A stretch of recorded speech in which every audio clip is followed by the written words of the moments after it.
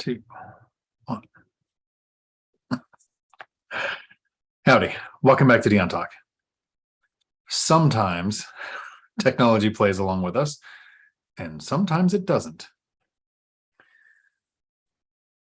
Wonder how much of that was recorded. At least the Mac didn't go flying through the window. This is going to be one of my weekly live streams that usually last as long as the questions do. But the second Tuesday of every month, there is a local Facebook group that meets together here in Tacoma, and I will be leaving for that tonight. So this will probably be about an hour and a half. So hopefully we can get all the questions in an hour and a half. I've been watching a lot of content. Nothing's changed. I watched content before I was an investor. I watched content as an investor to educate myself, and I'm continuing to watch content. In the last few months, I was watching retire early content from people who did it. Joe Kuhn, Kuhn, Tiffany Thomas, your financial, I can't believe I forgot the name of her channel. Literally just did an interview with her. But Tiffany Thomas, people who've reached financial freedom, and then what were they doing after that? But I also still watch Stephan and Meet Kevin. I really liked their early stuff. Michael Zuber and himself did videos this morning on if you can watch their first 2 or 3 years of content when they were growing their portfolios. I think there's a lot of wisdom in there from people who use real estate to reach financial freedom, or real estate to make work optional so they can pursue their goals. And with Stephan, it was the ability to pursue being a real estate agent and handling inconsistent income. For Meet Kevin, it was house hacking, using a 203K loan, getting on the property ladder. And both of them then grew YouTube channels to extremely large positions where their lives are very different than most everyone else's. And they can make decisions that other people can't. I think one of the mistakes that we make often is looking at someone's year 10 and comparing that to your year 1. An example is, I retired last month. I've been investing for about 12 years. I reached financial independence at 8 years, worked for 4 more years because I really liked the job, and then I quit my job. Don't do that in your first year. The goal is to get to where work is optional so you can quit your job, or have the ability to if you want to. It doesn't mean you have to quit. It just means you have options, and options make life better. But if you quit in that first year, you don't have the ability to secure loans. You usually don't have the reserves to handle issues that pop up. So even if you use hard money, asset-based loans, DSCR loans, things that have higher down payment requirements, often worse interest rates, you have more options while you have your W-2 to get the cash flow going, to get to the point where the income snowball kicks in, where the cash flow from several different assets makes it to where you can quit your W-2 job or go to a job that you really like and not worry about the money, and continue to add assets. Try not to compare year 12, in my case, or year 10 to most investors, to your year 1. So recently, Meet Kevin and Stephan, every time there's a market shift, talk about selling. They sell crypto, they sell stocks, they sell real estate. In their position. And so if you're in their position, I totally understand that you might do the same thing. So I'm going to ask you a question. Do you have $500,000 up to $2 million that's going to show up in your bank account next month because of YouTube? I don't. I actually think if I stopped making videos, there'd be about $20 next month. If I continue to make videos, I'm super wealthy, and there'll be about $500 next month. So selling real estate when you have $1 to $2 million a month coming in, or hundreds of thousands of dollars a month coming in from a revenue source where you can bank the money and buy assets in the future, sure, sell some real estate. One of the biggest mistakes I see people make often is, and this was on Richard Fain's channel, he did it about 6 months ago. He made a video saying, I'm going to sell my house and I'm going to rent for 6 months to a year, wait for the crash. 6 months later, no crash. Prices have continued to go up. Luckily, he made a follow-up video saying, hey, I looked at how much rent would be, and it would not make any sense for me to sell my house, wait 6 months, and buy another one. For over 10 years, people have been calling for a crash. And I read this on Michael Zuber's channel this morning. Literally 10 years, every single year, there's been a reason. 2012, we had shadow inventory was going to cause a crash. Inventory was just going to greatly increase. In 2013, raising interest rates, does that sound familiar, is going to cause a crash. So all along this time, there's been people who could have thought, hey, I'm going to sell my property and I'm going to buy something in the future. 2014, they thought demand was going to drop by 20%. 2015, there was a silver tsunami. So baby boomers were going to hit retirement age. So a lot of them were going to be downsizing, flooding the market with inventory. 2016, we had a manufacturing recession, stocks dropped 15%. And everybody knows that anytime stocks go down, real estate has to be next. Wouldn't you like to buy a house now at 2016 prices? 2017, houses are finally above 2008, so they must crash because price is the only factor that causes a crash in a crash video when you're just making a video to get views. 2018, interest rates over 5%, so houses are going to crash. I had 3 mortgages over 6% in 2018, still hunting for the next deal like I am today. In 2019, inventory was up, demand was down. In 2020, we had, can't say it on YouTube or you get demonetized. So we had COVID and a pandemic, which obviously are going to make housing prices crash. People didn't have to pay rent and you couldn't evict them. Wouldn't you like to buy a property at 2020 prices now? Most markets saw over 20% appreciation 2 years in a row. Places like Seattle and Sacramento and places like that saw over 30% appreciation. And then we have in 2021, forbearance was ending. Millions of people were going to end their forbearance and lose their properties, just like 2008. Forbearance is set up to completely different this time. Lenders don't want that to happen. They don't want the same thing to occur. So now they're offering 40-year mortgages, recasting your loan. They're not saying you need to pay the 12 months that you skipped. We're going to tack that on to the end of the loan.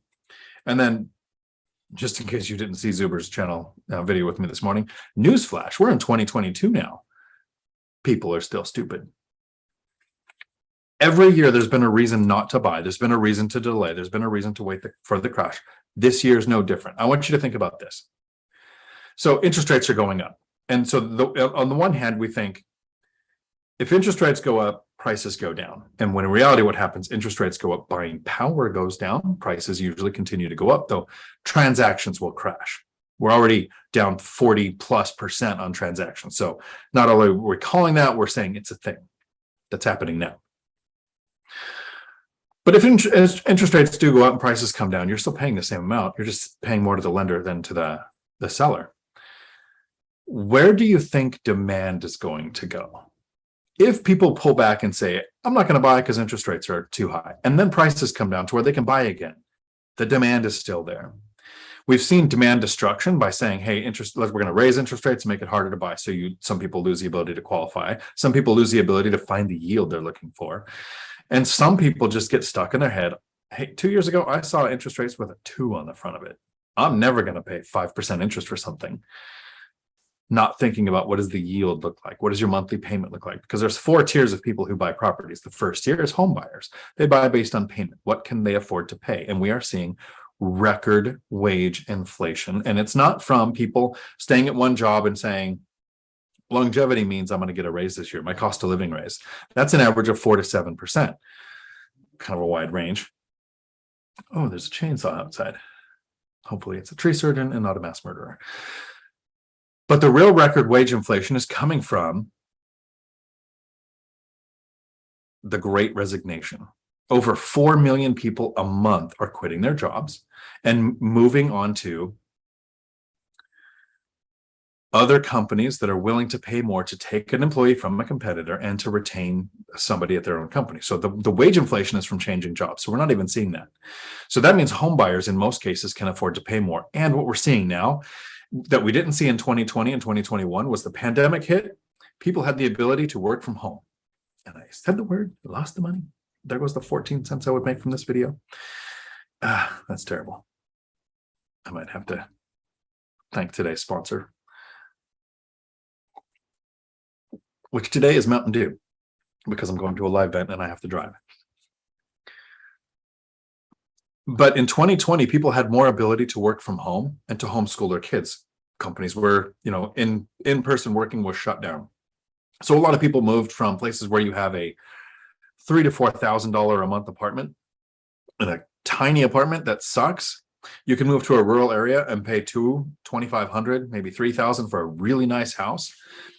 But people didn't buy. There were some who did, but not all, because they weren't sure if their employer was going to call them back to the office when the pandemic ended, which was, hey, a few weeks to flatten the curve, right?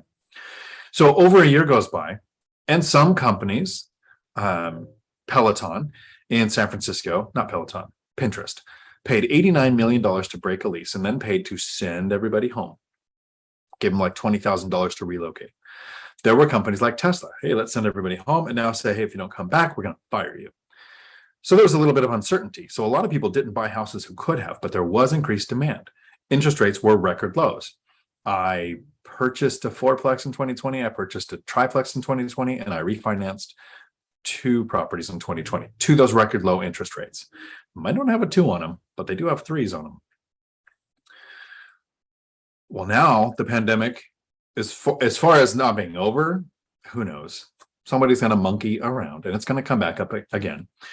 But there are companies that have moved to a model of you can work from home on a permanent basis. So those people are now buyers. So you have somebody who was making $300,000 a year in Seattle who can move to Louisiana, that entire area, pay a year's salary for 10 times the amount of house they would have gotten in Seattle for $2 million. Like, you can buy properties that are better than what you would have been able to afford because of where you had to work, because we can work from home now. Demand is going nowhere. So for the people saying, I'm selling, yes, prices are really high.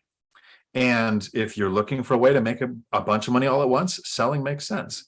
I wouldn't want a bunch of money. There is a difference between wealth and rich. If you sell everything, and you might have a big lump sum of money, you're rich if you have things to sell.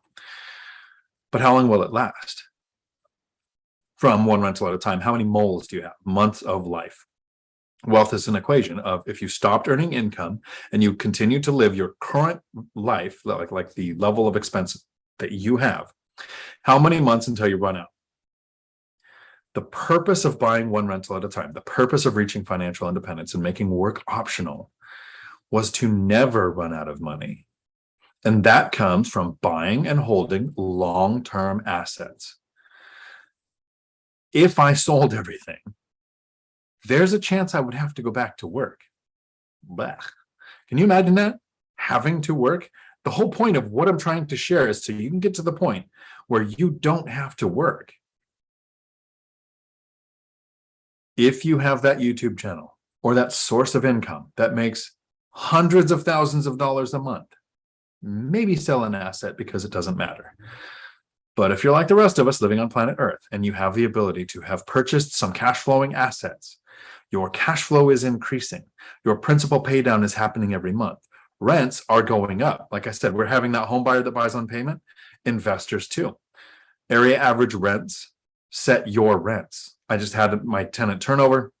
I'll be doing some videos on how that worked out. I did a video on a walkthrough, what I rehabbed, and need to do a video tomorrow when I'm meeting the tenant to sign the lease, because it took a whopping 4 hours to find a tenant for my property at a $400 a month increase in rent from where it was after using the binder strategy on the previous tenant. Rents are skyrocketing with no sign of weakening. I think in some apartments they could, and in some larger cities they could. But if you're investing like me, and I share my numbers, I share my strategies, I invest in Class C neighborhoods, I invest in side-by-side small multifamily, I invest by several economic drivers. This one is actually by the state capitol and the L&I buildings and DSHS buildings, and there's a large several economic drivers in the area that aren't a base or a port or a college or a hospital, even though most of them are within 30 minutes. To be diversified, I wouldn't want to sell that. Think of any investor you've ever talked to who owned a rental 10, 15, 20 years ago and sold it. Watch their face. Do they say, I'm so glad I got out of that? There's an occasion where that happens. Matt, the lumberjack landlord, and Michael Zuber, they have over 100 units each. And they have that one that has just a lot of tenant turnover, a lot of problems, and it's just in an area that they probably shouldn't have bought, and they sell that one asset. But if you have a couple of assets and that cash flow is changing your life, don't watch somebody who has more assets, resources, and options than we do and think, oh, Graham is selling all his stuff, or Meet Kevin is selling all his stuff. I wonder if they're onto something. I mean, everything they're doing so far has been successful. Right. Understanding the YouTube algorithm and growing a channel, they absolutely got that. If you want to grow a channel, go take their course. But if your goal is financial freedom, and there was a great question online today that I saw, people asking about generational wealth. And I don't know that I really care that I leave millions to my kids. I'm happy that that's going to happen.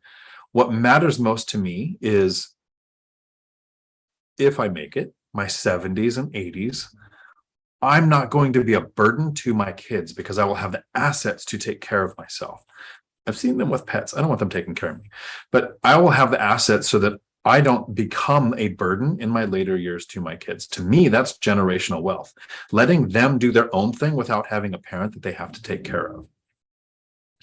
I'm going to get to the questions tonight. Hopefully I was clear on that. Not only am I not selling any real estate, I'm not selling to 1031. I'm not cash out refinancing. I'm not taking out a home equity line of credit because there is something that I want to make, and I'm going to think of how to put this in a video as a standalone thing in the future, but not today. Stop calling it equity. Let that settle in for just a second. I see so many people say, how do I tap my equity? How do I use the money in my house? My house is worth so much more than I owe. How do I use that money? Don't call it equity. Equity is a word that we use to trick our brains into saying it's equity, and if I don't use it, I'm missing out on something. Call it what it is. You have the ability to create debt on an existing asset. If you have a use for that debt where it will generate, and you can turn it into good debt, it'll generate more income than the debt costs you, and someone else pays it off. Maybe. If it's to take a vacation, buy a boat, go on a date, can't afford that. Don't touch equity. Don't call it equity. It is the ability to create debt on an existing asset. Off the soapbox and to the questions. And I appreciate everybody coming in and putting in the questions. Like I said, if you weren't here at the beginning of this, when I was having minor technical difficulties, every time you hit the like button, an angel retires before Matt. And my live streams usually go at least 3 hours, and I try to answer every questions. But the second Tuesday of every month, there is a local Facebook group called Tacoma FI, where we meet up, and that is tonight. So this will end at about an hour and a half, so I can make it there on time. Dividend Dave, howdy. How's the move going, or the hunt for that property?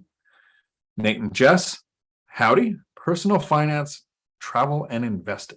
Awesome name. Shows up in the search really well, I bet. Buy and hold forever, cash flow forever. I absolutely agree.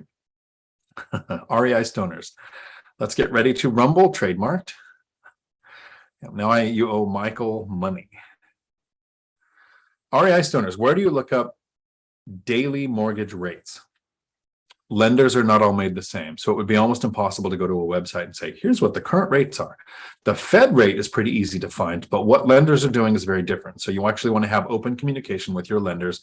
I check when I'm hunting for a property and actively making offers so I can run the numbers at a minimum once a week, sometimes twice, to find out what the lender that I start the process with is, because here's the order of operations for lending, which I haven't talked about in a little while. So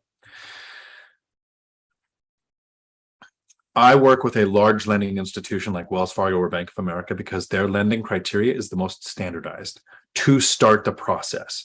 Once I have a property under contract and my broker or agent or whatever the person at a bank like that is called is aware that this is what I do because she actually taught me how to do it. I get a property under contract and then I go to other lenders. I've never had luck with credit unions, so I've stopped using them in my area. Maybe in your area, they're great. But I go to Guild Mortgage, Fairway Mortgage. You can check with the local credit union, and I take the bank's offer in writing to those lenders, and I get their offers in writing if they can beat the bank. And then I take their offer back to the bank if they beat it, giving the bank the opportunity to keep my business. There's a lot of steps, but all of those steps are less than 10 emails total, probably around 5. And they don't happen until you have a property under contract. So to find out what your current rates are, making sure just in case whatever rate you're offered is the best one and no one else can beat it, that your cash flow on the deal you're looking at would justify it, with your cash on cash return, your yield would justify the purchase. So that way, if you get a better rate, icing on the cake. If you don't, it works with your current numbers. That's how I do that. Tiffany White, howdy. PJ, howdy. Amafit. Buenos dias. ¿Cómo está usted? Nicholas, howdy. Howdy. And when does principal pay down make the most sense? So there's a chronology to investing. And if you're in your growth phase, principal pay down rarely makes sense unless your interest rate is something that's going to adjust in the future, which I don't recommend, or your interest rate's probably above 6%. Sometimes if you're paying down a loan with higher than 6% interest, that's a better return than we can get in investing in an area because it's a guaranteed return, doesn't add risk. If you reach retirement age and you're not in your growth phase, sometimes paying off debt to increase cash flow, because a lot of people think, I have a 4% mortgage. So if I pay off the mortgage, I'm going to add 4% to my cash flow, which is not really true. You add more than that. You have a 4% interest loan on your mortgage, but you add the principal pay down and the interest to your cash flow. So for some people, when they're just focused on, I'm not going to be buying anymore and I just want to get rid of the debt, makes total sense. I interviewed Tiffany Thomas and she has 3 properties where she's paid off the debt. Financial freedom with 3 properties. Absolutely possible. More aligned with my goal than Matt the Lumberjack Landlord and Michael Zuber, who I like and respect, but we're not really an echo chamber. We don't have the same goals. They're growing a massive real estate machine. I wanted to not have to work because I'm super lazy. Like that's what I'm trying to duplicate. And it's a good amalgamation, like blending our information together. If you want to grow, my strategies work. If you want to reach financial freedom, their strategies work too. So as far as bad debt goes, I paid everything off that was 6% or higher. Everything that was under 6%, I waited until the income snowball kicked in and I used the cash flow to eliminate that debt. But as far as paying down the principal on a property, I did it once because between 2013 and 17, you were allowed to have 4 mortgages in your name. 4 residential 30-year fixed rate Fannie Freddie backed mortgages in your name. Because of the 2008 problem, they reduced it to 4. So I got to 4. I had a single family house and 3 duplexes, so 4 properties. My single family house had the highest interest rate. It was above 6, and it had the lowest amount owed. It was $121,000. So I focused and took all the cash flow and every penny from overtime and side hustles and paid that house off. At the time, it made sense. Interest rates were going up. You were allowed to only have 4. I hadn't really looked into DSCR asset-based lending yet, so I might have done things different. Remember, YouTube University didn't really exist for me back then. That was when I was starting to educate myself. And then 2 things happened. Interest rates dropped very low, and the ability to have 10 loans in your name happened. So then I went up to 6 mortgages, 7 properties, 6 mortgages. I've considered, haven't done it, but I've considered selling off my single family and using that money to pay, it would pay off 2 of the mortgages on duplexes, increasing my cash flow, reducing the number of properties I need to manage or tenants I need to take care of. Haven't done it, don't think I will, but I tossed the idea around. The thing that's best about financial independence and financial freedom is options, and none of them suck. I can increase my cash flow, reduce my workload. I could leave it alone, take the cash flow and just keep adding more properties. It doesn't make sense for me to ever really pay off a mortgage under 5% if I'm growing. If I'm adding more properties, the money makes more sense being put into more properties. If I decide someday I don't want any more, which I don't know that I will, because every time you buy a new property, you start another depreciation cycle.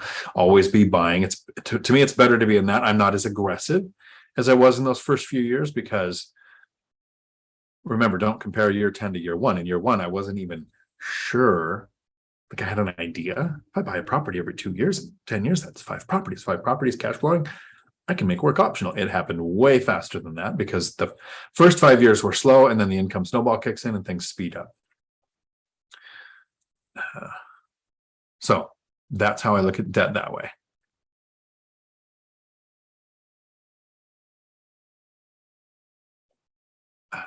REI Stearns, looking forward to the Tacoma Phi meetup tonight. Awesome. Hope to see you there. Laura, howdy. Thanks for making it. Travis, howdy. It is Tuesday. Leo, howdy. From Monterey, California. I'm very sorry. I only say that because I was from California. And I left, and I pretty much told my family, if they, my mom specifically, if you want me to see you, you're either going to have to come here, or, if you even want me at your funeral, you're going to have to come here and die. But then I drove down there and saw Michael Zuber, so that really wasn't fair to the family.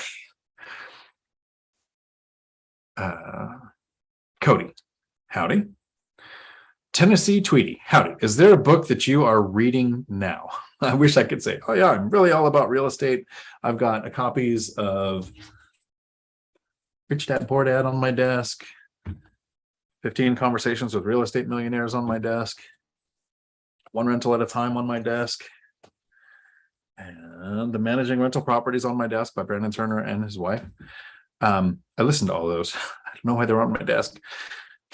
Currently, I am listening to Dragons of Deceit by Margaret Weiss and Tracy Hickman, who wrote books in the 80s and just did a follow-up book. So my nerd is showing there. But I rotate through. I'll do a fantasy book, and then I will do, because I do podcasts every day. So I'm doing the self-education every day podcasts, YouTube, that kind of stuff. I think the next book I'm going to go through again, is Set for Life by Scott Trench. I really like it. Him and Mindy Jensen did a follow-up book, and I actually did a review on my channel. That had more applicable strategies. Like it was like they had grown more as investors. So together they came up with, I think, a better information book.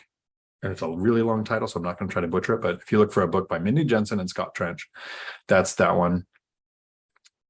But I listen to Set for Life every now and then. I like that Scott Trench came up with, here's how house hacking impacted and how simple it was, and this is my goals. It was really resonated with that book.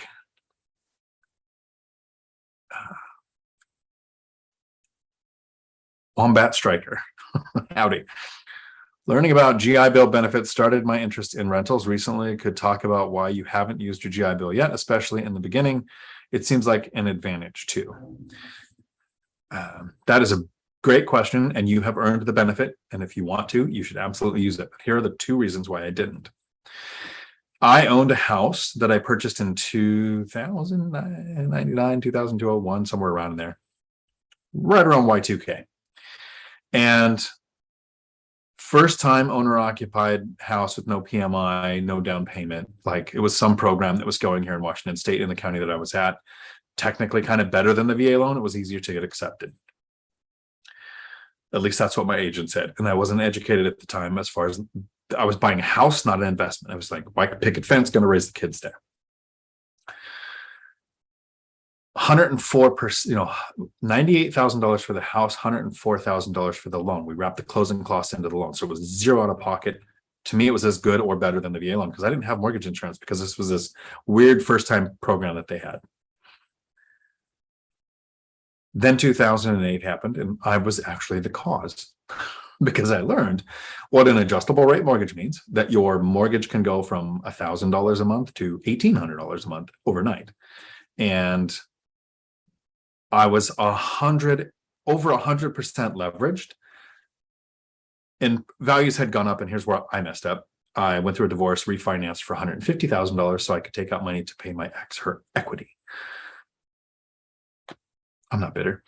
And so now I owed 150,000 and I paid it down a little bit, got it down to 138,000 about 2008 when the housing crash happened. And I'm laid off from a police department. How do you refinance when you're laid off and your adjustable rate mortgage hits? Like that kick in the teeth of, I don't have much equity in this house. I now owe more than it's worth because prices had gone down. I couldn't give the house away. I had been laid off from a police department and I wanted to work in law enforcement at that point in time. So a repossession, a bankruptcy, all of that's out of the question because it means you can't work in law enforcement because you're more likely to take a bribe. So I had this really bad experience with not having enough equity in the house.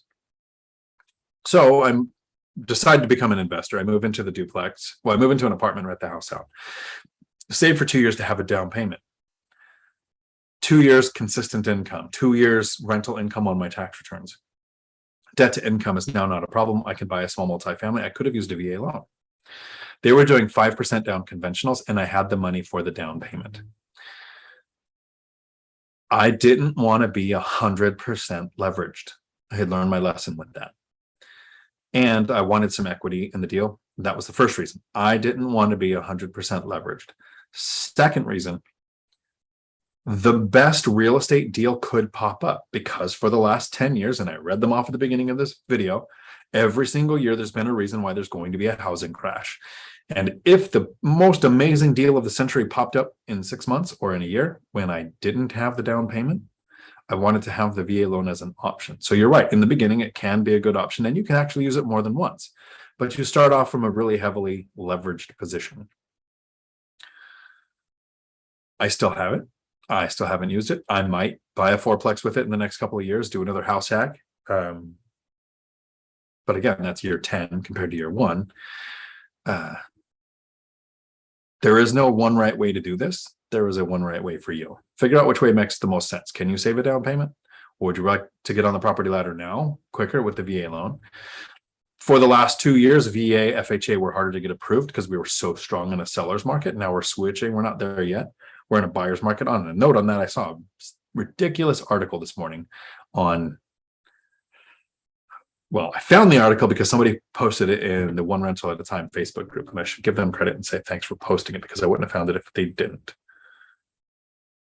It was, and it's not here.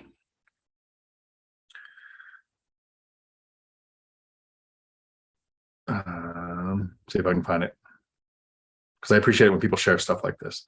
This is a ridiculous article. Rob shared an article from Cairo 7, which is the local news here in Washington, that there's this massive shift in the market. And so people will say, well, we had a seller's market. We're obviously in a buyer's market now. It takes about 6 months of inventory to be in a balanced market. So if there's more than 6 months of inventory in your local market, and there's 9 months, a year's worth of inventory, you are in a buyer's market and you can pick and choose and you can negotiate very strong. In a seller's market, we had in a lot of places less than a month's inventory. Currently, our inventory in Washington state has exploded. Like I used to get 4 or 5 emails a day from my auto searches. Now I'm getting 20 plus a day. We have 2. Pick number 2, my lord. 2. We have 2 months worth of inventory. We're nowhere near a balanced market, let alone a buyer's market. We have more negotiating power than we did a year ago, but we're not into a buyer's market. Increased inventory helps. It increases days on market. You have more negotiating power. You have a better odds of finding an actual motivated seller or knowing when you're dealing with a motivated seller. But we've got a ways to go.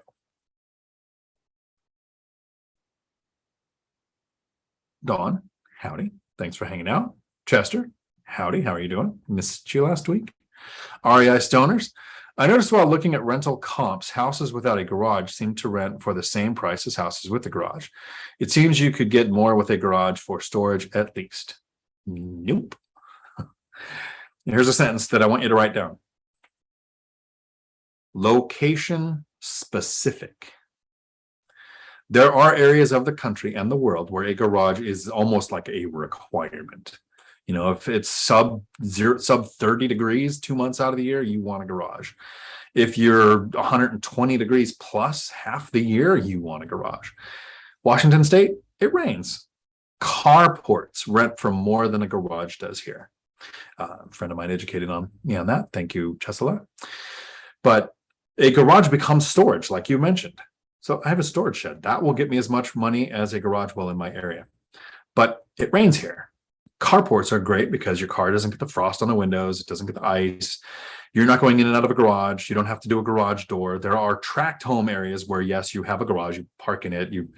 And when I was a police officer, we used to go around. We'd actually call out. If we saw a garage open, we'd call it an FI and say, hey, unsecured property. We're going to go over there and talk to these people and why their garage was the weirdest thing that our department had us do. Like if a cop came to my house and said, hey, your garage door is open, I'd say, why are you on my property? That's what they should have said to me. Sorry, segue. Let's deconstruct that. Right. So know what's specific to your area. There are certain places where if you don't have air conditioning, your price drops 3 times what the cost of installing air conditioning is. Here, there are places in California where you're from further south. You moved up here recently. Most people in Washington don't know what a swamp cooler is. Like, it's just not a thing.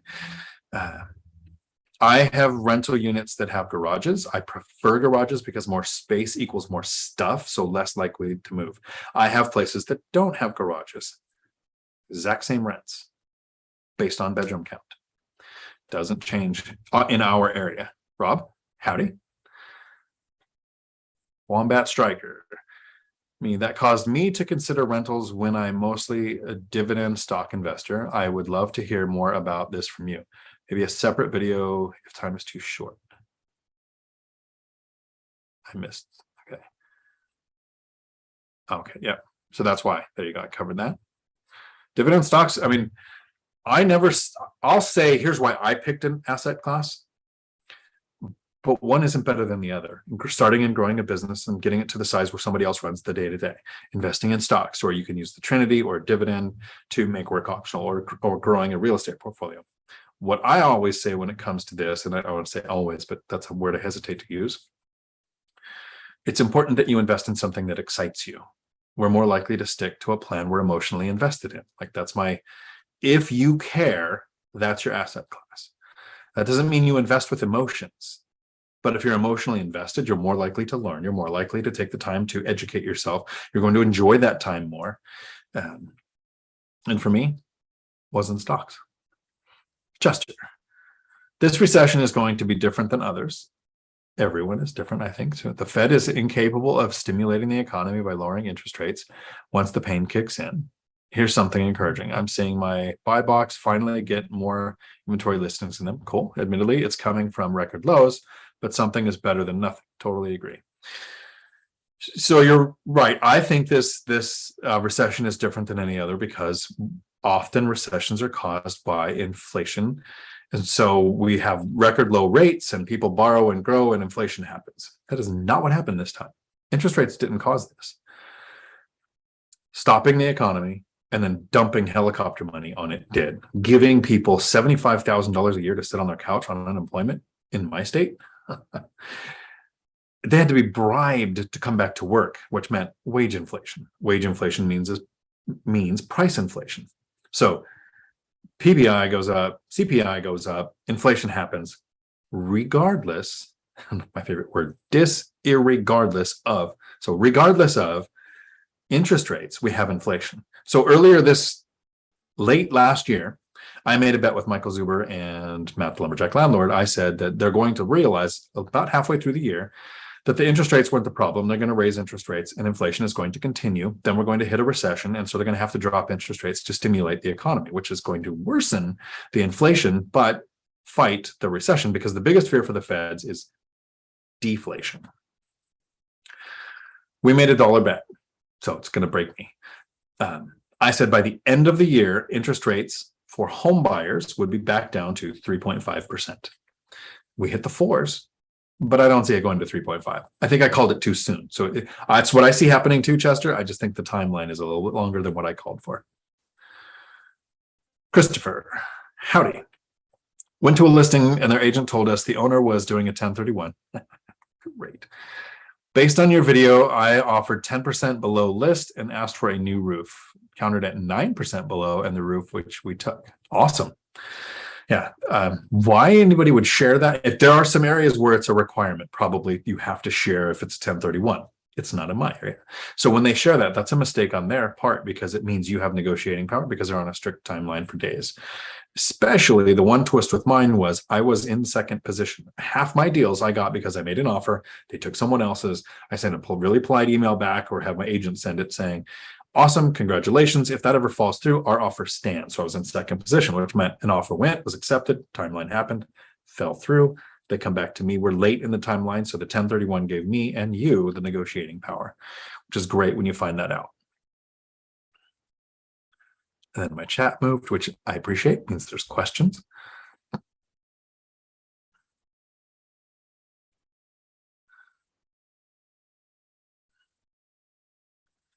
Tennessee tweet, howdy. I've heard gurus advise it's best to stabilize your rental investments before adding on a new property. Can you please define what stabilization of the property looks like? Absolutely. So not only gurus, but lenders will kind of require that. One of the harder times to invest is in the first 2 years of investing. You're more of a factor. You have a credit score, usually almost always matters, even on DSCR and asset-based lending. But you have a debt to income ratio, and you have your income will tell you how much you can qualify for 2 years. They don't want you to scale so fast that you don't recognize a flaw in your system. Are you charging enough rent to cover the mortgage? Great, looks great, right? What happens when the roof goes?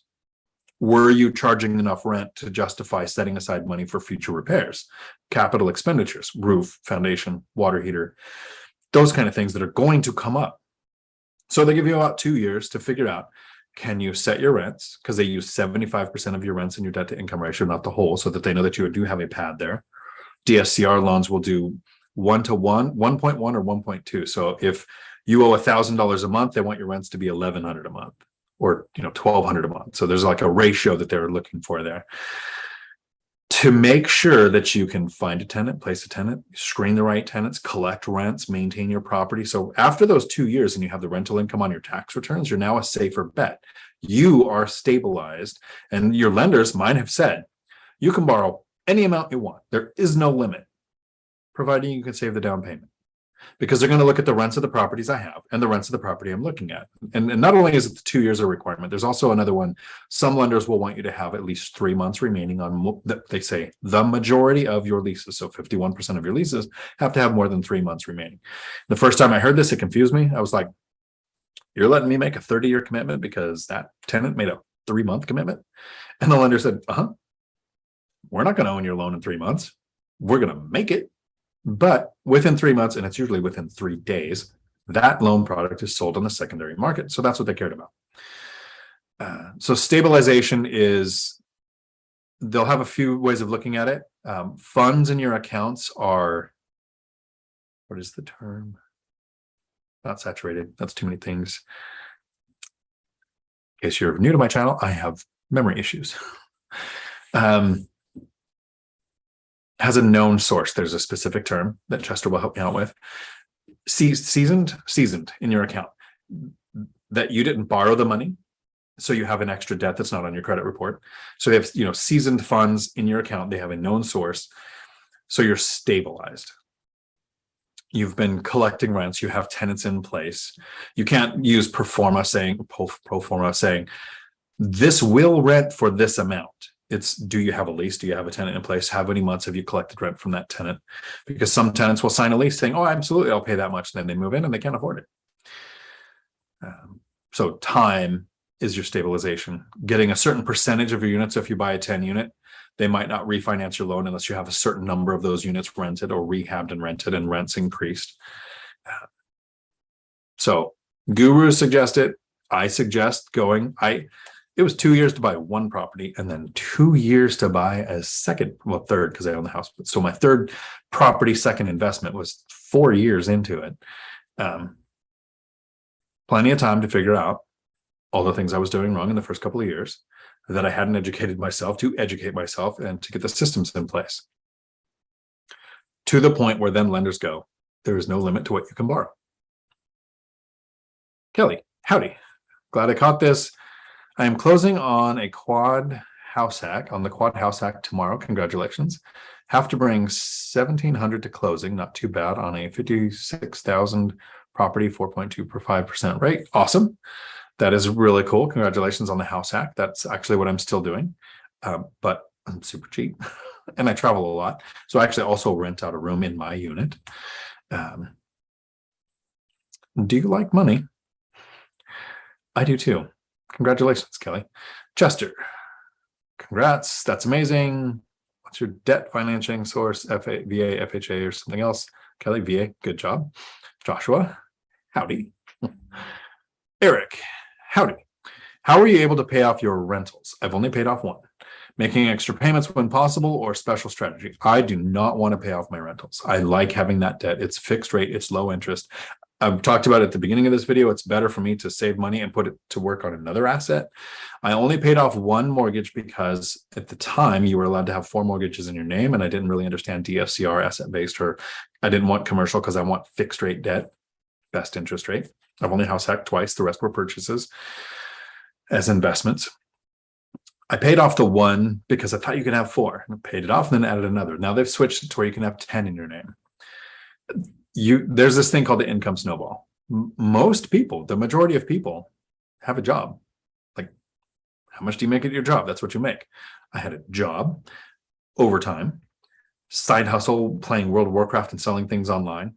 I became an expert witness provider, so I can provide testimony on different court cases that involve transportation, military, law enforcement, anything that you've worked in. You can get a hold of the Expert Institute and get on some lists with different law firms and provide it. You get like a $1,500 retainer and you provide it. And if it ever goes to deposition or court, then you charge 150, 200 bucks an hour. You don't need any education. You need to have worked in the field you're testifying on. It can be parenthood. It can be whatever you've done that you're good at, that you can articulate correctly in court and understand how the system works as a side hustle. And I had rented out the house hack to reduce my income, purchased a duplex. So 7 units, all the extra income, all the cash flow, paid off the house. So it wasn't just from my job. And it was chunky. I was like, I'm going to put $7,000 this month instead of $1,088. Put $15,000 this month, and 2 months later do another $10,000, whatever it was, whatever you can get the money together. I don't recommend it. I paid off that house and I have it paid off. I'm very happy with the cash flow from it. But had I saved that money and purchased another rental instead of paying that one off, it would have generated a better yield on that money.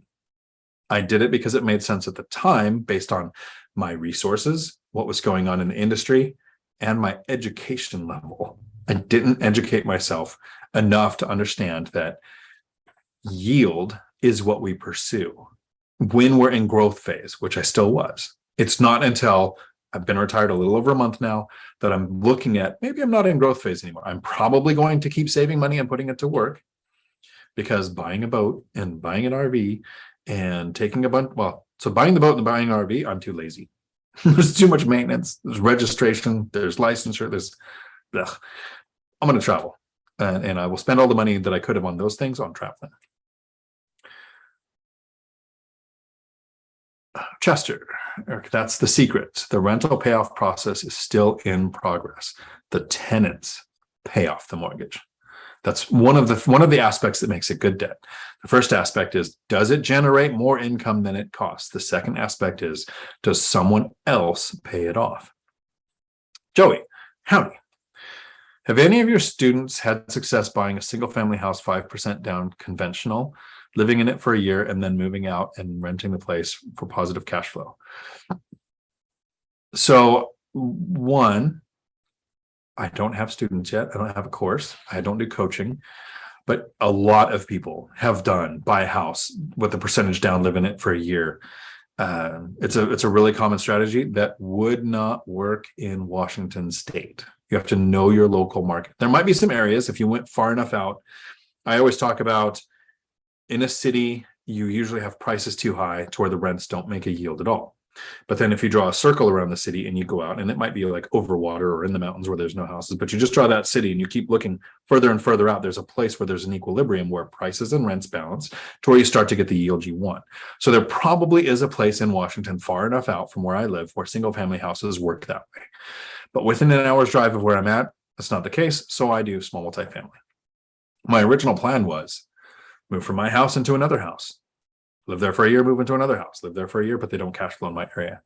I know that in some areas, like in Gary, Indiana, Millennial Mike was able to invest at a distance, buy houses as investments. Some of them, I think, all cash, and they cash flow. So in a situation like that, yeah, 5% down, conventional, move in, live there for a year, rinse, repeat.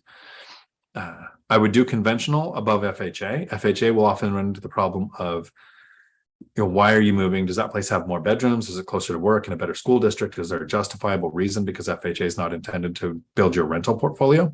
You can if you have a justifiable reason, but conventional is just like, yep, 3% down if you've never owned a house in the last 3 years, 5% down conventional for a single family. And in some places you can do conventional 5% down on a duplex.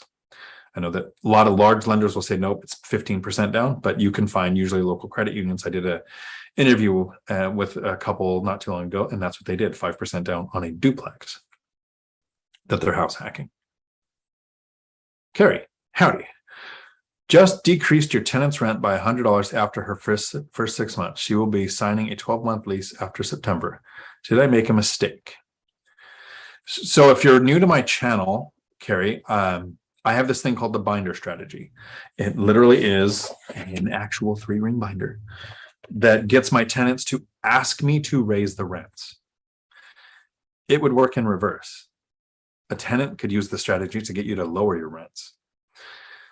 Your expenses and the type of tenant, good tenant, bad tenant, doesn't set the rents. What sets the rents is area average rents. You have a rental with this many bedrooms in your area. That type of rental, is it a trailer in a trailer park? Is it a cabin in the woods? Is it a small multifamily? Is it a house with an ADU? Is it an RV pad? What is the type of property that it is with the number of bedrooms that you have in that area? Would they rent out for $100 less than what they were paying, or $500 more? You made a mistake if you are significantly below area average. I like to be under area average. It creates demand on my properties. Like, it took me 6 hours to rent my property that just did a tenant flip. I did, LVP flooring, and what else did I do in there? It really wasn't much. LVP flooring, blinds, replaced all the electric with newer, fancier stuff based on Matt, the Lumberjack Landlord's product reviews on his electrical. Go check it out. Yeah, I really didn't have to do much there, but it took 6 hours once I listed it to have it leased. Because I'm this much under area average on a tenant flip. With the binder strategy, I get maybe a little less, 10% below area average, maybe a little higher. Are you at above or below area average? That's how you know if you made a mistake. Candace, howdy. Where do you get a 30-year fixed rate loan on a rental? Not a house hack. So if you have less than 10 mortgages in your name, a rental and a house is no different. It's 30-year fixed rate debt. Go to any lender. You're going to need to qualify for it. So you have to have the credit score, debt to income ratio, your income. If it's your first one, once you have rentals and you have tax returns with rental income on it, that kind of goes away. But Wells Fargo, Bank of America, Guild Mortgage, Fairway Mortgage, just go to any one of the lenders. The difference between living there and a rental is about 0.5%. When you own or occupy a property, you get better down payment options, right? Lower down payment. I don't know if it's better, because I like to actually do a higher down payment. After my 5% down duplex that I own or occupied, all of them have been 20 or 25% down, because I like to start with a good equity position so far. So any lender, talk to them. It's an investment. You just say, I'm not going to live there. So if interest rates right now are 5.5%, you're going to pay 6%. It's about 0.5 point off. It's 0.5 point if you don't live there, and it's 0.5 point if it's a small multifamily. It could be a little more compressed than that. It won't be like a full percentage point higher. So it's on average about 0.5 point higher to not live there, 0.5 point higher if it's small multifamily. Up to 4 units. After 4 units, lending gets very different. VA loans, most lenders will go up to 5. So that's kind of a twist that most veterans don't even know. But you can use it on 5 units. But 5 units or more generally once. a commercial loan, which I wouldn't do because of the loan reevaluation period or possible adjustable rate, but a DSCR asset-based loan that's fixed rate debt, I would look at. And what you're going to do there is you're going to go increase because you don't live there, increase because it's multifamily, and then increase because it's not a conventional loan. So you're going to pay a bit more in interest. But interest is just one factor. If the yield is there, I would pay 1,000% interest. I don't care how high the interest is. If the yield's there, wouldn't get it probably with 1,000% interest, but you can get it with 18% interest in some markets. Esther, howdy. Is Tacoma REI at Seven Seas Brewery? Thanks. No, tonight. For my stalker that's watching, make sure you're a good shot. Don't actually hurt me. Just actually take me out. The meetup tonight. Where is it? It's McMenamins. If I said that even close to right. McMenamins? It's that, yeah, McMenamins in Tacoma. That's where we're meeting tonight. In an hour. The Seven Seas Brewery was last month, and that is not a good summer meeting place. Like it had to be 105 inside the building. Chester, Navy Federal and AUSA don't provide some of the best rates for you. Yeah, no, I don't touch any of those. They know. I'm not going to say anything negative about them either. Some people might have had good luck, but here locally, since I'm so close to JBLM, I can't think of a better word. I can't think of a more apt word, but it's not professional. I don't want to say it. All right, fine. This is unrelated to what I just said. Predators. It's a good movie. You should check it out. Even the new one, Prey, it was a good movie. Just came out on Hulu. Brock, howdy. Brock Boudreau, like super, like action star name. Let me tell you. Love your name. That's awesome. Howdy. Quick question. What happens if a tenant accidentally causes some catastrophic damage? Example, tenant accidentally drives into garage wall. Would you put them on a payment plan to pay? So good question. Accidents happen. I have the highest deductible possible on my insurance policies because I don't ever want to do an insurance claim unless it's like a complete burn down or like broken neck or something. And so I have 5,000 or 10,000 on each policy as my deductible. So generally I would be paying out of pocket to fix most things unless so if it was 20,000, I would probably pay it. If it was, because you keep reserves based on the size of your portfolio. So I have my reserves. And if anybody wants those broken down, let me know. I'll break that down. But I have enough in reserves to handle that. If it was above 20,000, I'd probably do an insurance claim. So then I would look at my insurance rates are probably going to double for 5 years. So instead of telling the tenant, you owe me X amount of dollars, which is probably what you're allowed to legally do, I would say, let's commit to this amount, this is what's going to impact my insurance over 5 years. And so if it's $400 a month is what my average duplex, $450. So $450 a month, double that, times 12, times 5. That's probably the most I would charge a tenant because I'm not going to actually pay that much. But if they do something like a $3,000 damage, I would probably set up a payment plan with the tenants, have a conversation. I've been a renter, I've broken things and I've paid for it. If they hit your building with their car, that's a them insurance problem, maybe. Yeah. Each one of those situations would be unique, but I would sit down with that situation and try to figure it out. If it ever happens, reach out to me and I would tell you what I would do in that specific situation and how I would want the conversation to go. So I'm here to try to help. And this is Pavan. Howdy. In this crazy market, it's difficult to find cash flowing properties, said everyone for 10 years. Literally everyone, every single year. Cash flowing properties are not in a good area. Is it better to focus on cash flow neutral properties with more appreciation?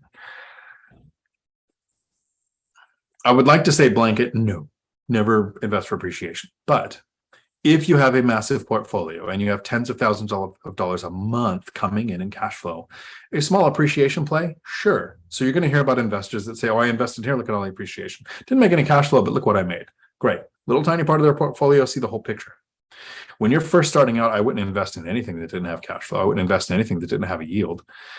So find out what the average yield on a good deal in your area is. So most deals in my area would negative cash flow, but the good ones, like 10% of all the deals, would get a 7 or 8% cash on cash return. So I hunt for the 10%, and I've bought those over the years. A couple years in, they end up making more. Rents go up, mortgages go up, but slower because of insurance and taxes changes. But if your yield was 2%, above in the comments, there was a dividend stock investor. There are companies that pay better dividends than that. You'd have a better internal rate of return, your IRR, because you have appreciation, principal pay down, your cash flow, the tax benefits. Like there's a better way. Altogether, it might be better. But if you're not going to get 2 or 3% or higher, based on what your area is, there might be better things to invest in, such as if your area is expensive, house hacking becomes more important. It doesn't do you really much good to house hack in a place where rent's $500 a month for a big, huge house. You're saving $500. But if you're Millennial Mike living in Seattle, where rent is $2,500 or $3,000 for tiny little places, and you can live for free, now it's impactful. So where you live, if it's expensive, I would house hack. Start to look at a distance. Michael Zuber had to go 2.5 hours out. Millennial Mike had to go several states out. I go within an hour, and I stay out of the cities. I'm not in Tacoma or Olympia. I'm around them. A lot of people will say things like, I can't invest, I live in California. Well, you live in LA County? Maybe you shouldn't invest. But Kern County, right on the edge, go up to Bakersfield, go out to Rosemont, Mojave. You can find rentals that cash flow. How far is that from where you live? So yes, the market's crazy. And I read them off earlier. There has been a reason every year for 10 years saying, don't buy real estate, wait for the crash, wait for the correction. And imagine the people that have been doing that for the last 2 years. That sucks.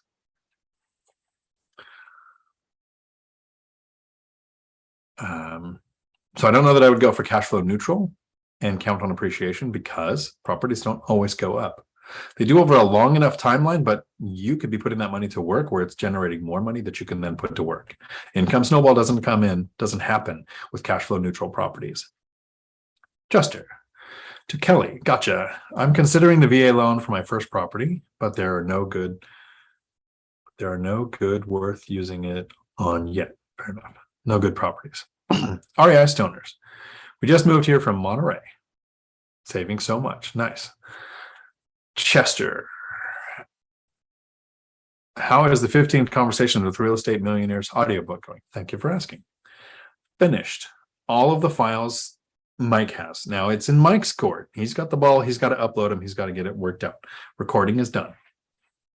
I had to make sure I did that, finished it before I retired, because I was recording in the office. There's a quieter place there to record, so I wanted the acoustics to sound the same. But that's done.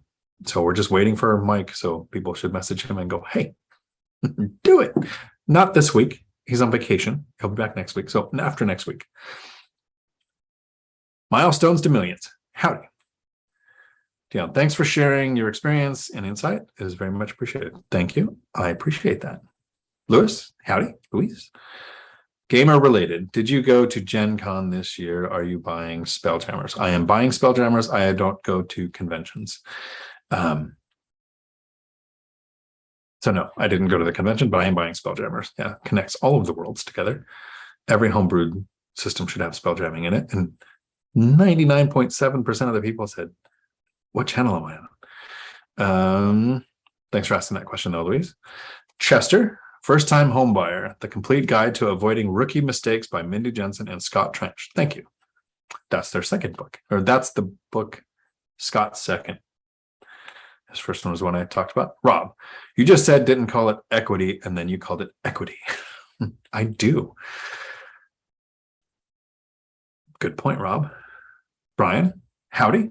Lyndon, howdy. Cheers. Million, howdy. Coming late to class. Fair enough. We have another half hour. Mountain Dew tonight because I'm driving. Very sad that it's not mixed. Cleaning smokehouse while listening 1.5 times. Good. So you're catching up. I should talk really fast so you can't understand a word of it. Oh, smokehouses. Yeah, I've got a system for that. I've done it 2 or 3 times. Generally takes about 4 days to get it done right. Finding the goat's the hard part. Wombat Striker. My comment got cut in half. Thank you. With the other comments in between earlier, it is still on anyone's mind by the time we get to this comment. Yep, it happens. It's weird. Then you can only have so much in one comment too. Like I've got things I want to put in the comments saying, here, let me answer your question because I've got it saved in my notes, but it doesn't fit even me. I can't do that. Larry, howdy. You remember Weiss and Hickman writing Dragonlance series. They're still writing. They are, and they're still doing interviews. How is it that until with extras found are progressing along? Renovated yet? Marketed and tenant screened via Hemlane. So Hemlane screen happened less than 6 hours. Qualified tenant signing the lease tomorrow. So yeah, and it's a 2-bedroom, 1 bath. Rented for $400 more than what the last tenant was paying, and that tenant had just had the binder strategy. So owning rental properties doesn't suck. And my most of the work was done by handyman. I don't think there was anything in the panel. Yeah, it was a very easy tenant flip, very easy to find a tenant. Hemlane, the website was not, I don't want to say super easy to navigate, but it was a lot easier to like put all the information in and then go click, and it was on 30 platforms instead of let me go to Zillow and let me go to Apartments and let me go to Redfin and let me go to Trulia and let me go to whatever. I think Zillow does Trulia now too, but just click on information in once. So positive review on Hemlane. My critique is going to be they don't market themselves very well. Most people don't know what Hemlane does. I've talked with people who've talked with Hemlane that don't know what they do. So marketing, what do you call it? Branding issue, I think, is their problem more than was the stuff good to use or not. Yeah, no, it listed this morning. Applicants turned in, criteria met, communication with tenant, meeting tomorrow for lease. So, yep, Chester, seasoned funds, thank you. And then LJR, howdy, took back a message to make me lose sleep tonight and wonder forever what was said. For 1031s, agent asks you because they know you have a timeline and then can leverage you into accepting a lower price. Why is it their business? Right. So in that case, what I was talking about earlier, the buyer found out that the seller was doing a 1031, which gave the buyer negotiating power. It isn't their business, but know your local laws. Some require disclosure if it's a 1031. Can't imagine why. I just know that I've heard people say that. Tom, howdy. Glad to be here. I'm glad you're here too. Love that video. Can't wait to watch. Awesome. Esther, howdy. How do you calculate area average rent? There is a live stream probably 4 weeks ago now on a Tuesday. First 10 to 20 minutes is me saying this is how I set rents, and I literally share the area average rents for an area. So can I do this? Let me see.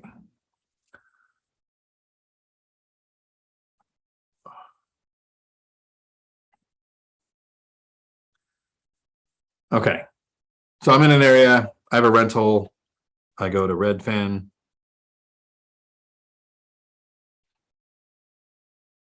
I go to Zillow, put in the city.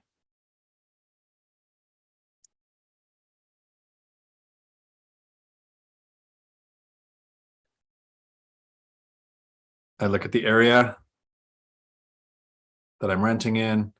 I'll set for number of bedrooms. So it's just like you're trying to rent a place. I used to say go to Rentometer, but their data is bad. So let's see right here. I want to rent. Why did I do that? So I'm in an area, I'm looking for rent. home type, I'm going to check townhome and house, which is what I usually look for. I don't look at apartments, don't look at condos whenever I'm looking for small multifamily that's more aligned with single family houses and townhomes. But I also want more criteria. So I'm going to go 2-bedroom. Clicked it twice. So the first time you click on 1-bedroom, it'll tell you that, right? So if I click that off, so right now I'm going to click 2-bedroom and then 2-bedroom again. That means exact match only. Doesn't show you 1-bedroom, doesn't show you 3-bedroom. I'm going to grow this. So there's actually not that many here. There's 1 2-bedroom available for $17.95. Mine was right around the corner. This is one of the ones I actually found. So there's 1 rental with that number of bedrooms on Redfin. Now I go to Zillow.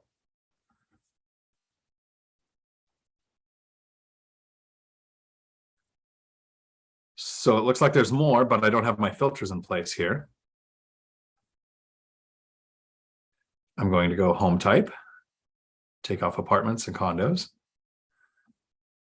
And then I'm going to say beds and baths, 2. 1 bath, just any 1 bathroom. Use exact match. So it's a little different than Redfin. You don't have to click it twice. I'm going to use exact match and do done. So there's only that 1 rental here. In this market, on 2 platforms, the number of bedrooms I'm looking for, that is a house or a townhome, there's 1 option. So I would expand it out, look around the city, look for more to compare it to, watch how many days this one sits on the market.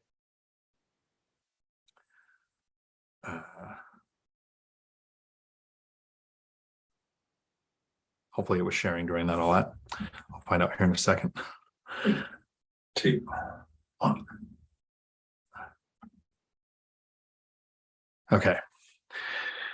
So hopefully we're still live streaming. Not tech savvy.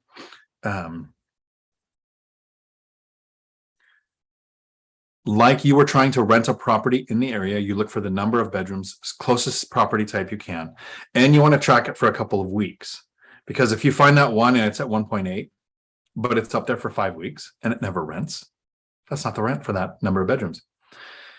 If you find it and it's gone in 1 day, that means that was the rent. I looked around, found several a few weeks ago for around 2,000 that were, I think, in many cases, nicer, newer, more updated. I don't tend to do updates. This one had granite countertops and slow close cabinets. So, I mean, it was fairly newly updated compared to some of my rentals. I have 3 things I'm looking for: safe, functional, clean. That's what I provide. So that's how I calculate area average rent. It takes a little bit of time, and you actually do it. So now if I go to Rentometer,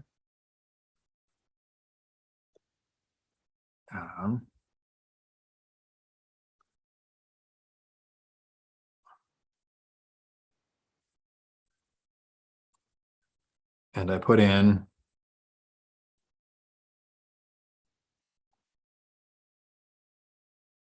same town, same bedrooms. It says that's the closest I've ever seen it. It's been hundreds of dollars off. So is this on the 3-month? Yeah. So the 3-month, when you look at Rentometer here, you can look at the longer back you go, the further back you go, probably the less accurate it is. So looks like this has finally been updated. I did this a few weeks ago and it was about $400 or $500 short.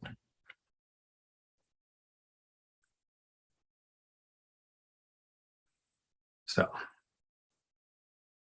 try not to overthink it. There's not like a magic book. Some people will call property managers and say, hey, how much is this? But then you have that one property manager. I would call a few to get an average. Same thing. You're getting the area averages, right? There is a property management company in my area. I don't want to call them by name, but Hometown Realty, if anybody works there. They list their properties for about $500 less than everyone else in the area. So they rent fast. But if you're an investor in that area and you see one of their properties listed, you just don't list yours for a couple of days until that one's gone, and then you put yours up at the right price. REI stoners, how does locking in a rate work? So you get the quote from the lender saying you can borrow, this amount of money, what you're qualified for. Here's the current rate. You get it in writing. It can change any day, and it's not your rate. That's the rate they offered that day. To lock in a rate, the lender will have a fee, and it can be anywhere from $500 to $1,000, somewhere in there. To lock in, this is my interest rate for a set number of days. Most lenders, it's 45 days. So they'll always say, if you like it, lock it. I haven't seen I locked my rate and then it went down 100 basis points. I would go for the better rate. I'd have to check with a lender like Matt, the mortgage guy, to find out, do you pay to lock it again? But what you're stopping is if interest rates go up in those 45 days, generally lenders will honor the percentage that you have. There can be a time where they say that rate is no longer in existence. It's their money. They can set the rules. You do have a leg to stand on, but if you really fight it, you're probably going to lose. Most of the time, though, you lock the rate. So you've paid an amount for those 45 days. And then some will have a rate extension where you can pay to do it again if you haven't closed on the property yet. So sometimes with closings taking as long as they have, with delays in appraisals and that kind of stuff, people have had to lock it again. So, and I don't know if the amount's the same, but check with your lender. Levi. And so when you do that, a lot of times to lock a rate, you pay now. A lot of times to do the appraisal, you pay now. So they'll call those expenses part of the closing costs, even though you might pay them in advance, because lenders don't want people to commit to paying something and then the property doesn't close, so they don't get paid. Levi, howdy. Hope to make it to Tacoma Fi in the next couple of months to say howdy in person. Oh, love to see you there. So Monica, howdy. Can you help me understand seller financing? Who pays the taxes at the end of the year? What happens if the seller dies? It's a great question. I'm going to take a second to process because there's two questions in there, I think at least. So help you understand seller financing. So seller financing means that the seller becomes the bank. And it keeps telling me it would be a good time to put in ads. I don't want ads in my videos. Like, what the heck? Who does this to make money? All right. So can help me understand seller financing.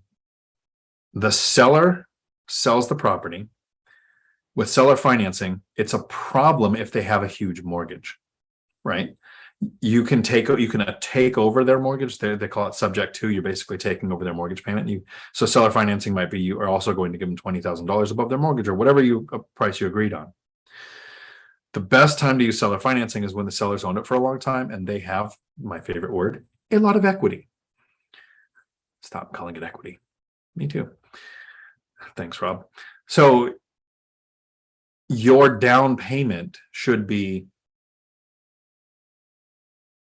enough to cover what's left on the mortgage, enough to cover the agent fees, the closing costs, so that the seller's not literally writing a check to sell an asset. All of this is negotiable. There's no fixed, you have to do 5 years in a balloon payment. You have to do a higher interest rate. None of that's true. You have to do what you and the seller agree to. That can be 0 interest, 30-year fixed rate debt. Michael Zuber did that for a property because what mattered to that seller was the price. That person wanted to be able to tell their friends, I got this amount for my property. Nothing else mattered. I'm going to sneeze. So that's kind of seller financing. To understand it, it's really no different than the bank. It still goes through a title company. I would still have title insurance because you're looking for other problems that might not show up, so that the title company would hunt for those in case it does pop up. It's their responsibility, not yours. The debt gets registered with the county. It becomes a financial note that seller can then sell on the secondary market, just like the bank can. So that is a financial note. To answer your next question, what happens if the seller dies? It gets inherited. If they have no heirs, it goes into probate, and then the government does whatever they would do with it to handle their debts. So it'd be a very unique situation based on what was going on with that seller's life. And who pays the taxes? So the property purchase, you're the buyer, you're not paying taxes. You will take over paying the property taxes. So that's different than sales taxes. Seller pays the sales tax. And I've had a case where it was a foreign person selling, so they actually had an additional like ridiculous 40% something that came up, massive amount of tax that they had to pay. The reason seller financing works is because they're not going to have capital gains all at once. You buy a place for $1 million, you give them $1 million, or they get a, you go to a bank and you borrow $1 million, which pays the seller. The seller takes the $1 million and now they have to pay capital gains. They've probably depreciated the property. So this is it's full $1 million tax hit that they're going to pay taxes on, depending on what bracket they're in and how their capital gains will work. The reason seller financing works is because they're only going to get that many payments that year, keeping them in a lower tax bracket. So the seller's paying taxes, not the buyer. And there are hundreds of videos on seller financing, because what's great is each seller finance deal is unique, set up different than the last. And it's from Matt the Lumberjack Landlord. Ask, what are the 3 things that matter to you, the seller? What are the most important things? Is it you need a place to live for 6 months, so we're going to do a holdback amount of money till you move out? Is it you want a price? Is it you want an interest rate, so lower the price? Whatever matters to the seller, figure out if you can find a way to make the deal work for you and satisfy what matters to the seller. A lot of people preferred seller financing because it doesn't count as one of the 10 loans in your name. It's easier to qualify for because the seller's looking at you, not a lender. So they might look at your debt to income ratio. They might not even know how. They might look at your credit score. They might look at your salary. They might not care. It's unique to the seller. What steps are they going to go through? You probably don't even have to do an appraisal. You might want to do an appraisal to make sure you're not overpaying, but some people don't want to do that. So it's a lot smoother, simpler process to do, but still do it legally. I would use if I was going to do it, I'd still go through my real estate agents. If I didn't use my agents, I'd go through a real estate attorney to make sure everything was done right. What happened there?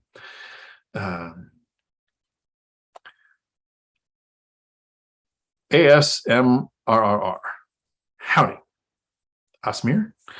Are REITs worth investing in?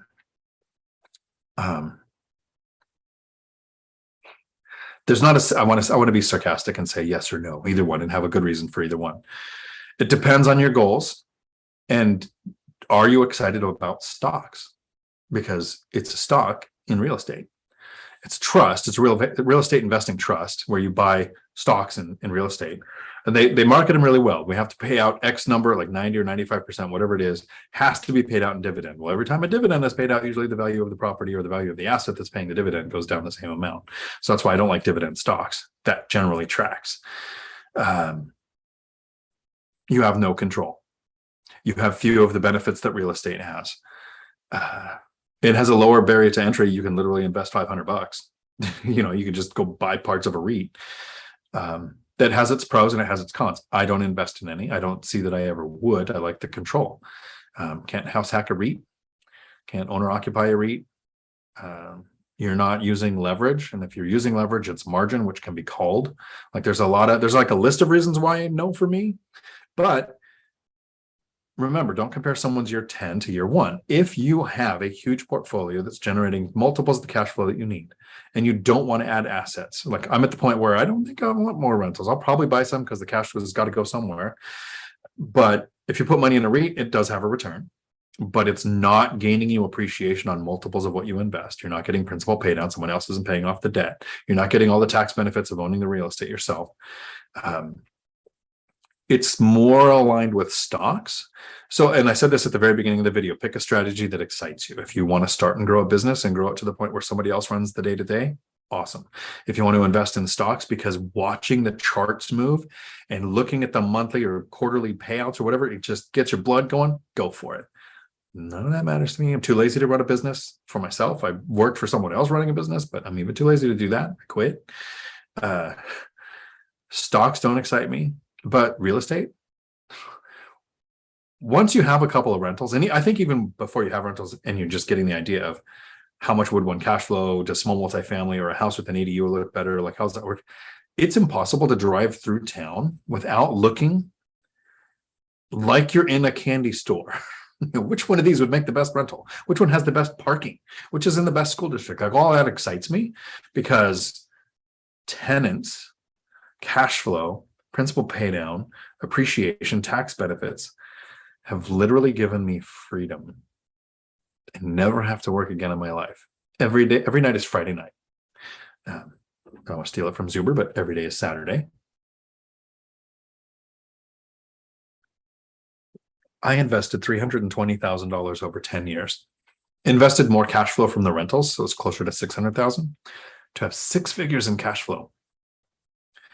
It would have taken millions invested in a REIT to come anywhere close to that kind of cash flow.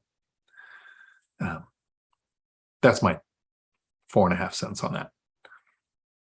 And then my chat moved, and I'm going to kind of tear through these because we have 15 minutes left. Claude, howdy. Yeah, normally, like Matt and Michael stated, income first qualified requirement. Funny, I know.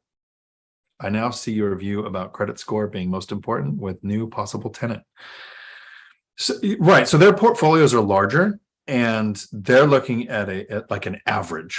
What is averaged out? What is the most likely to have the least amount of problems? But then Matt followed up with, income matters to me because I've only had like 5 problems, and he does a few evictions or whatever. I've never done an eviction. I've never had a late or missing payment because the people that I put in the properties, credit score matters to them.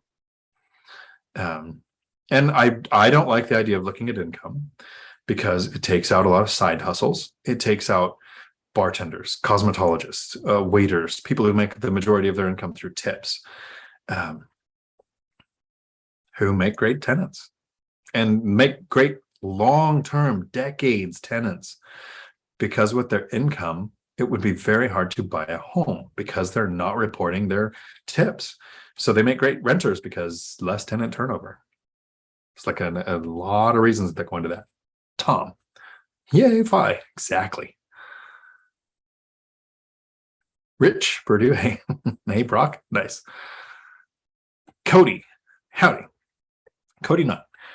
Thank you greatly for all the context you produce. Thank you. There's always talk about the benefits of real estate investing, but what are your biggest pet peeves with real estate? What is the biggest problem? I think I'm looking for one. And I think the reason I can't find a problem is I'm comparing mentally. You get the 11 o'clock call at night. There's a massive plumbing issue. Okay, so it's end of the world, right? It's going to cost you $10,000, $20,000, whatever's happening at 11 o'clock at night. Sounds horrible. And people are like, oh, I would never do that. You would never put the tenants in a hotel and call your insurance company and say you have a massive problem and call a plumber and get it fixed. It's like 3 or 4 phones. Or work 50 freaking hours a week for someone else to get super wealthy. The comparison of real estate to having to work, there's no comparison. So I've wanted to make a series. Like when I first started the channel, I thought, okay, I'm going to do landlord nightmares. Closest I could come was the 10 o'clock call, sewage backup, which handyman went out, cleared it, cost me like $150. Problem persisted, so call a company to go and pump it. It's $350. So I spent $500, 2 or 3 emails, a couple texts. That's the nightmare. I mean, yeah, you can get sued. You can spend some time in court. That you can get sued driving your car. You can hit somebody. You can be doing the speed limit and be too fast for conditions if you lost control. There's all kinds of risk like that. The risk for me was relying on a job for income. Pet peeves with real estate. Perception bothers me when people go, oh, landlords are just greedy and you don't provide a service. Or if I pay rent, I should own part of the company. Part of the property. Landlords are evil. I'm trying to think, like those are the pet peeves. Like I made work optional and I'm trying to share. Time to go to that thing. And I'm trying to share for other people to say this is how you can make work optional. And I get it. There are slumlord landlords who don't fix things. There are people who charge too much for rent. There are people who evict because they don't like the tenant for something that they shouldn't care about, or, age, ethnicity, gender, whatever. So there are bad players in every business. And we get lumped in with that. I'm fine with that. I was a police officer and everybody hates cops. So I'm used to that. Call me all the names you want. Financial freedom makes me not care. Pet peeves for real estate. So I wanted to do a series of videos, landlord nightmares, and I just can't come up with them. I'm trying to think. If a tenant stops paying, yeah, you're going to have to do an eviction. So I have an eviction attorney retained. I asked the attorney for verbiage to put in my leases that would make it very easy for them to do their job. So I know if I ever have to do an eviction, I hand it over to them and I pay the couple $1,000s it's probably going to take, and I lose the cash flow from the rental while the eviction's happening. And then I do a repair. A lot of new investors are always worried about the two biggest worries. What happens if I can't find a tenant for my rental?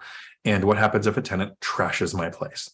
First, what happens if I can't find a tenant is the wrong question. The right question is, how much might I have to lower my rent to find a tenant for my property? Because there is 50, 100, 150, 200, whatever you lower the rent, you're eventually going to hit a point where you have a bunch of applicants. And plan on it. A tenant is going to trash your property, pour cement down the thing, burn the place to the ground, do something wrong. So on one hand, you hire a contractor or a handyman to fix things. On the other, you make an insurance claim for a burn down. Whatever the thing is, you have a system to take care of that. And expect it. I just did a tenant walkthrough about a month ago now. I had never been inside the unit. Tenant moved out and I thought, okay, I'm going to go in here and find out what this is. It was spotless. Yeah, the carpet was dated. I ripped out all the carpet because carpet's gross. And I put in LVP flooring. But I expected to walk into holes in the walls, wiring stolen, hot water heater gone, paint, spray painted, whatever. I expected it. And it wasn't there. So lower the bar. This is a great question. Thanks, Cody. Aaron, howdy. We just got our first tenant. Congratulations. Thank you. From Michelle and Aaron in Corpus Christi. Awesome. That is really cool. Congratulations. The first couple of rent checks feel weird. You mean I'm getting money and I didn't physically work for this today? So weird. Tom, and that never actually goes away. The first week of the month is more exciting than the rest of the months as an investor because it goes rent, mortgage, rent, mortgage, rent, mortgage. You're just vertical pong with your bank account. Chester Williams, glad to see you, neighbor. Berlin, howdy. Howdy, everyone. Matt, the lumberjack landlord, howdy. The porn picker upper is here in case they show up. Thank you. Every time you hit the like button, Dion has to clean up less porn bots.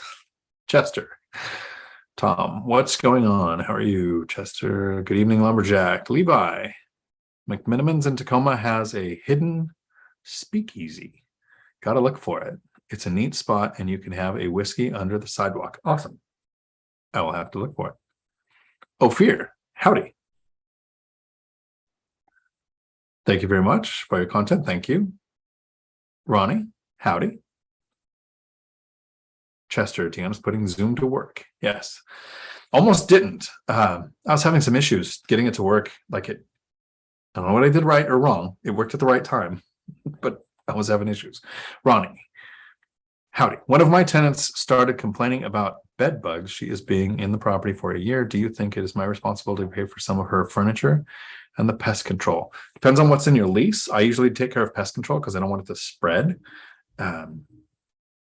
I would also do an inspection of the property to look at the cleanliness of what the tenant is doing. And what is your local laws on whose requirement bed bugs are to take care of? But usually I just contact a pest control company and make sure it's taken care of. Because like I said, you don't want it to spread. Tennessee Tweety.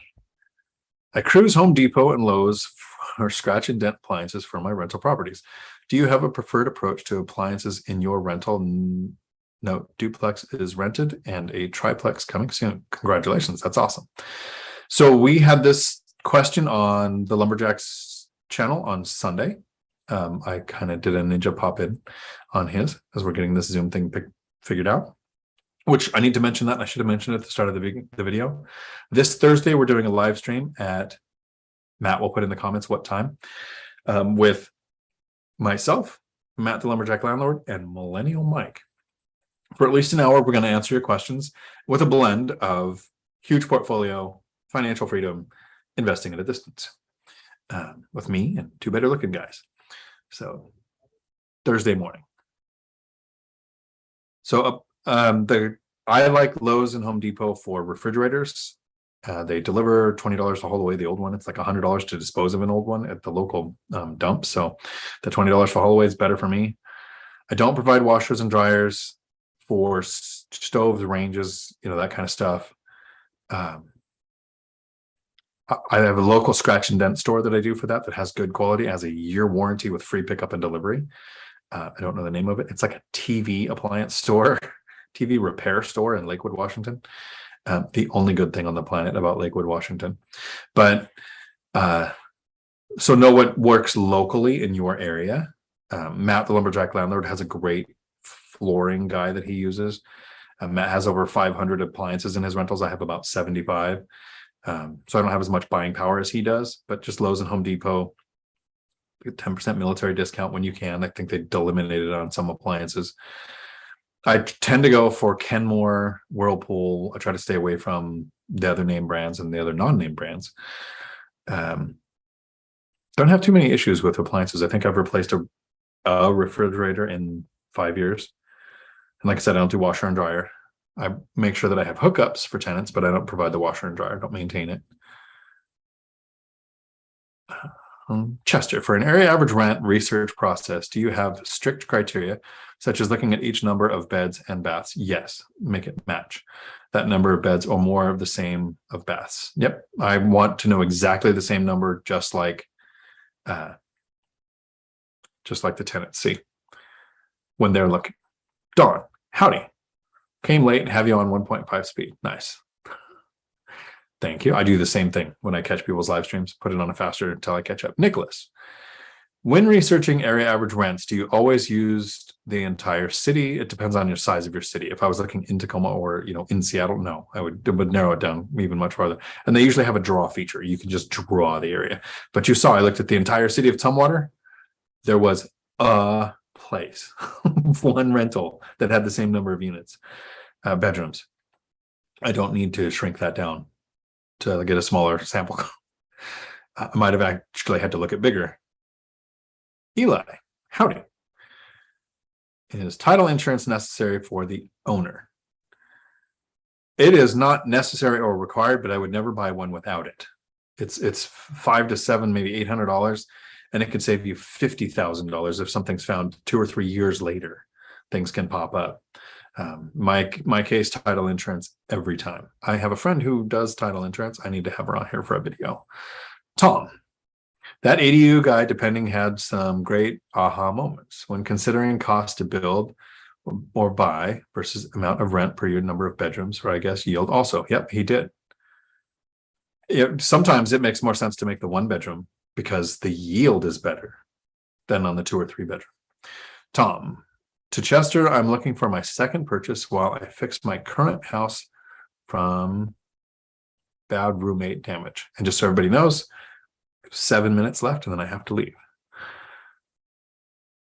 Julie, howdy. What are your next goals or plans? To do as much nothing as possible. To quote Calvin, Calvin and Hobbes, not Calvin, anybody else important, there is never enough time to do all of the nothing that you want. Next goals. It's very self-serving. I want to hear about more people reaching financial freedom. I want to encourage more people, and I want to somehow get the information to more people on how simple this can be. How I do that, I don't know.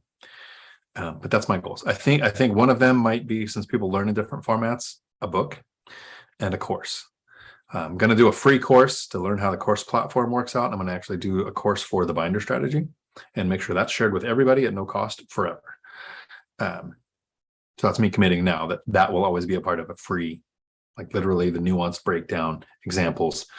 Yeah, but then the rest, because it costs like $5,000 to set up a course, there might be a cost to I can at least get the $5,000 back. Indy, howdy. Happy to catch you tonight. Thank you. Thanks for showing up. Lumberjack, for the record, I count tips. Good. They can usually show something if they are a tip-heavy business and it's a side hustle. They usually aren't doing only cash. Venmo and PayPal or Cash App. Good call. The frugal life hacker. Howdy. You're not my nemesis. You'd be my opposite. I'm not frugal. Like, my vehicles are ridiculous. My vacations are at least a month. Well, now it's forever vacation. Frugal for a while, yes, but I like your name. It's great. But life hacker, I think so. I think I've hacked life. I really enjoy your video. My market, single family, really inflated. I am working the dividend route to freedom, then purchase real estate. Awesome. Cool. And if single family don't work out, I would look at a house with an ADU. Gets all the single family lending, but you have 2 units. So you might be able to cash flow better. Or, duplex, small, triplex, fourplex. That's what worked in my neighborhood and my area because single family don't cash flow here. Haven't in a decade. Chester, Tom, bittersweet. Hopefully there's not too much damage, but that's awesome to hear you're looking for another property. Chester, nice. That sounds awesome. And we're going to be calling the comments here. Awesome. Good to make time for that. So long as it's during the budget meeting. Not really going to be able to get out of that one since I have slides to present. Fun. Surf Marco, howdy. Are you still open to one-on-one calls? If so, what list of homework would you want done before the call? I am open to emails, which I'm putting in the chat. I'm not doing one-on-one calls anymore. It's too hard for me to schedule currently. There's 2 things. One, who knows, after a few emails, it might end in a call, right? Like that's still a thing. But I think I did over 50 calls in the last year because I did over 100 calls, but I think I did over 50 for no reason whatsoever. That it was just somebody going, oh, wait, this guy will talk to me? Let me call him. And they didn't do anything. They didn't take anything from the call. So well over 50 hours of my life that I will never get back. So I'm trying not to do that. I'm like making the course. I'm even considering not doing here's the course, but you can also get private time with me for an extra amount. Like, I'm not sure about that, but I'm going to do the emails after a few. If the questions lead to where I don't think I can answer your questions without it being in an email, then a call might be possible. So email me first. Let's go that route to start. And the homework would be, what strategy are you using? What's your market? What are your starting resources? What are your goals? Like, be able to answer those kind of questions in the email. But if we ever got to a call, that would be at a minimum what I would hope you would have. Chester, it should be interesting to hear Millennial Mike's take on investing at a distance. I think so too. Monica, howdy. What's the requirement you have to rent your properties? Please, everyone, don't forget to press that like for this video. Thank you. If I've earned it, hit the like button. If not, hit the dislike twice. Let me know for sure you didn't like it. I have 2 minutes left. Monica, the criteria for my rentals is very easy. No evictions ever, not even in 1960. Doesn't matter when, no evictions ever. And at least a 700 credit score. I will look at credit history if somebody came with a little bit lower score and maybe raise the deposit to find out what's legal in your area to do, so you're not discriminating. But with those 2 criteria, I've never had a later missing payment. I've never looked at income, never cared. I have, if somebody provides, this is where I work and what I make, contact to verify that they work there, to make sure I'm not being lied to. Like, it's just an easy way to do a truth check more than I care about where they work or what they make. I don't use the information they provide to verify employment. I take the name of the company and then I find a number from a different source, like Google or whatever, to find a number and then call and ask for any supervisor to verify their employment. It's just a truth check more than anything.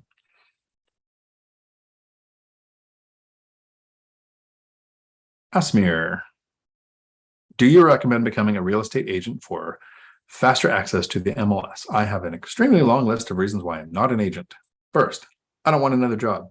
Second, I wouldn't want to work with an agent that's only ever had 1 customer. Third, it isn't going to save you any money.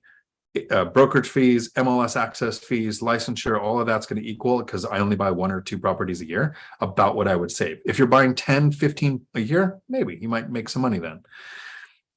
Third, or 7th, whatever we're on now, there's a long list of rules and regulations that agents have to follow that I don't even need to know what they are. I can send love letters to the seller. I can negotiate. I can send parts of the inspection. I don't even have to know what an agent can or can't do. don't want to be restricted by those rules. And the main thing to point out your question is faster access to the MLS. Even if I was an agent and I had full access to the MLS, I would have at least 3 agents with auto searches set up, because searching on the MLS is nuanced. In over 10 years of searching, I've worked with at least 3 agents at all times. They've cycled through different ones, but I've always had at least 3 with auto searches set up. One time in 10 years did they ever send me the same deal within 24 hours. Searching is nuanced. So even if I was able to search, I would have auto searches set up with agents. So no, me personally, are you looking for another job? Do you like the idea of being an agent and having customers? But if it was for faster access to the MLS or to save money on your own deals, no. Jared. Howdy, Jared. When do I start diversifying in terms of location? I have a triplex and quad in one city. Is it risky to keep buying in same city despite it's going really well? How big is the city? If it's McKenna, Washington, with its 300 people, I'd probably be looking somewhere else. If it's Lakewood to Tacoma, Washington, where you have 600,000-700,000 people, or whatever there is here, no. I would just make sure that there's several economic drivers. And if you notice that a lot of your tenants are coming from the same company, then I might look at diversifying. But if you have a triplex and a fourplex in one area, but most of your tenants aren't all from the local mill, right? I would be comfortable with that. I do prefer to have them a bit farther apart, because I have, a base, the port, the capital, the boonies, like the different tenant types that are going to be impacted differently by things like a pandemic, government shutdown, or stock market crash. So they're not all the same type of tenants. How many economic drivers are in the area, and are all of your tenants from the same type of source? That's what I would be thinking. And I am out of time. I need to get to the meeting. So let me read through these really quick and we're done.